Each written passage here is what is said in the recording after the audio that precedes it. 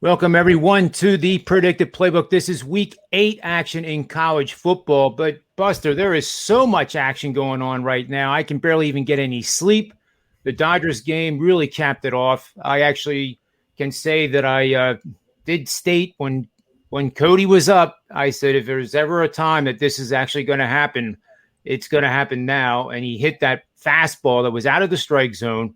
And I could hardly believe my eyes. I mean, it's like watching the Red Sox back in 2004 when they beat the Yankees in 4 in a row after being down 3-0. So the Dodgers season was on the line in the bottom of the 8th.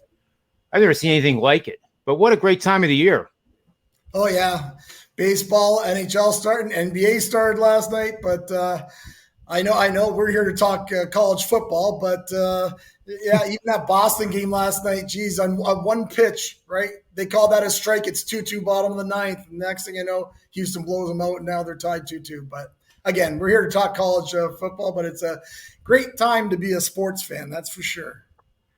No question. And it's a good time to be following us over on SportsMemo, too, and make sure you get take advantage of these subscriptions. You can get 3 days right now, 50% off using that promo code Playbook 50 at the bottom of the screen. It's scrolling across for everybody that is part of this team here at Predictive Playbook. So make sure you take advantage of it. All of us are running pretty hot right now, and it's a very good time to get on Buster's CFL action, which he is the king at, and also NHL, of course. You can tell that he is from Canada, and no, I'm not saying anything about that. I can say it to Buster. I know in this world we live in, but, you know, the Canadians know that sport. It's like, the NFL here in the United States a little bit. But when you live and breathe hockey as a country, then that stands to reason you would know hockey pretty damn well, and Buster does. So let's get to your college football game now that we've already covered 4 sports. Yeah. Number 8, Oklahoma State, 6-0, taking on Iowa State. And they're 4-2, a little bit of a disappointing season for Iowa State. This is going to take place at 3:30 p.m. Eastern Standard Time. You can watch it on Fox TV. Jack Trice Stadium in Ames, Iowa is the place for this showdown. I find it very interesting that an unranked team is favored by 7 points over a number 8 team. And I wonder if that's like a trap situation. And I'm sure you will be able to direct me properly, Buster. So where is the best bet? Well, for me, and you're right, it might be a trap spot, but for me, I'm going to take the underdog here. I'm going to go with Oklahoma State. I was very impressed with what they did, the big comeback from Texas last week. Huge comeback, and actually really built momentum. Like you say, they're 6-0, and as we both know, John, Ames, Iowa, probably one of the toughest places to play college football on the road for a club. But for some reason, Mike Gundy has got this figured out. They've won their last 4 games in Ames. And that's, when I was researching this game, I couldn't believe that. Also, last year, Oklahoma State beat Iowa State 24-21. Both these clubs play great defense. Iowa State's ranked 3rd in total defense. Oklahoma State's ranked 19th. But for me here, it's just that Oklahoma State has had that nice run. They seem like they're getting better and better. They beat all ranked teams at the time. They end up beating Kansas State, then Baylor, and then now Texas last week. So when that happens, I like a team like that going with that momentum. And some people like to handicap about common opponents. It's just one of the things that you might want to throw in there as you're doing your total handicap. But the common opponents for these guys, Iowa State has played Kansas State and Baylor, both on the road. They beat Kansas State, lost to Baylor. As far as Oklahoma State, they've also they beat Kansas State and they also beat Baylor.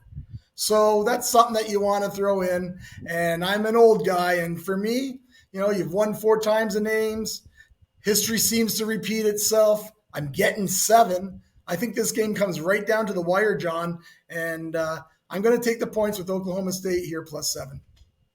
That makes sense to me. It just seems like like the market is trying to get me to take Iowa State because they're a 7-point favorite. It makes no sense. They've been so inconsistent this year, as you have pointed out very, very well in the breakdown. So, yeah, I agree with you. I think you take the number 18. It sounds like Oklahoma State's number 18 in the country.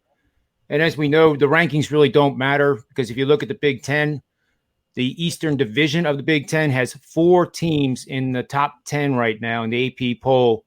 And basically, they all have to play each other. So how in the world can that end up being with 4 teams from that division being in the top 10? So be careful how you look at these polls, guys. It can really lead you down the wrong path for sure. But great breakdown. If I can mention one more thing, John. The only reason why this wouldn't be a much larger play for me is because this will be Oklahoma State's second road game in a row, right? So 2 times in a row. I mentioned about that last week when I did that Michigan State Indiana game where Michigan State was playing their second game in a row on the road.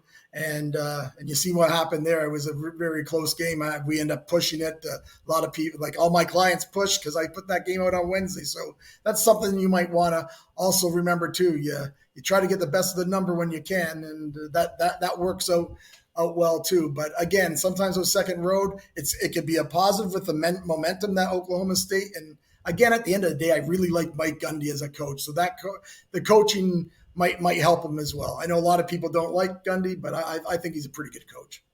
I think he's a real good coach. I agree with you. Sometimes you just don't like the style of a head coach. Doesn't mean he's a bad head coach. That's correct. Not in the least. He's a leader of young men is the way I look at it. And when you do that properly, then you're a successful coach no matter what your record is. But great That's a good point. Breakdown there, Buster. I'm going to take us into the Big Ten. Surprise, surprise. And I'm going to be talking about Penn State. And that might not be a surprise either if you listen to Manny's Pub Show every day at 4 o'clock, Monday through Friday. But we have Illinois, 2-5, coming into Happy Valley. Number 7, Penn State, 5-1. The lone loss against Iowa. Now, folks, this doesn't mean that because Purdue beat Iowa that Penn State stinks because they lost to Iowa. Therefore, you would say that Purdue is better than Penn State and Iowa. Iowa, when I get into the yards per point measures, Buster, it's really, really revealing how overrated, period, Iowa is. They have one of the worst yards per point efficiency measures on offense. Granted, a lot of that comes from the fact that they had all those turnovers and they started at the average line of scrimmage was the opponent 39. And that's part of the game. And I get that. But my metrics go much, much further. It takes into account that plus strength of schedule. And in this matchup, we have Penn State. Sean Clifford has an injured collarbone from the Iowa game. They're coming off of a bye. The bye could not have come any better in their schedule with this injury. He's listed as questionable. And I think that even if they start their backup, they're going to be fine against this Illinois team. And a lot of it has to do with the yards per point. And I'm going to get right to that number right now. Right here they are. So yards per point, that is how many yards do you have to gain on offense to put up 1 point on the scoreboard? So Illinois' offense is not good. They average 11.5 points per game on the road. 26.6 ratio is their yards per point. That means it takes 26.6 yards of their offense to score 1 point on the scoreboard. By comparison, Penn State's offense in home games has a ratio of 13.4, so they can put up 2 points to the same ratio that Illinois has. So they have a huge advantage offensively. And what makes matters worse is the Illinois defense is worse than their offense. Their defense has a yards per point measure of 17.5 for the season. They're allowing 6.1 yards per play, 64% completions. I guess they're playing with 10 guys. I don't know.